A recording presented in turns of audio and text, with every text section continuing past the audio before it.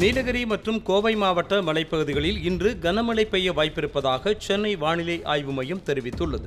மேற்கு திசை காற்றின் வேக மாறுபாடு காரணமாக ஜூலை 4 மற்றும் 5ஆம் தேதிகளில் தமிழ்நாடு, புதுவை மற்றும் காரைக்கால் பகுதிகளில் இடி மின்னலோடு கூடிய லேசானது முதல் மிதமான மழை பெய்யக்கூடும். வரும் 6ஆம் தேதி முதல் 10ஆம் தேதி வரை தமிழ்நாடு, புதுவை மற்றும் காரைக்காலில் லேசானது முதல் மிதமான மழை பெய்யக்கூடும். சென்னையை பொறுத்தவரையில் அடுத்த 24 மணி நேரத்திற்கு வானம் ஓரளவு மேகமூட்டத்துடன் காணப்படும். நகரின் ஒரு சில பகுதிகளில் இடி மின்னலோடு கூடிய லேசானது அல்லது மிதமான மழை பெய்ய வாய்ப்புள்ளது. கடந்த 24 மணி நேரத்தில் அதிகபட்சமாக சென்னை சோழிங்கநல்லூரில் 15 சென்டிமீட்டர் மழை பதிவாகியிருக்கிறது.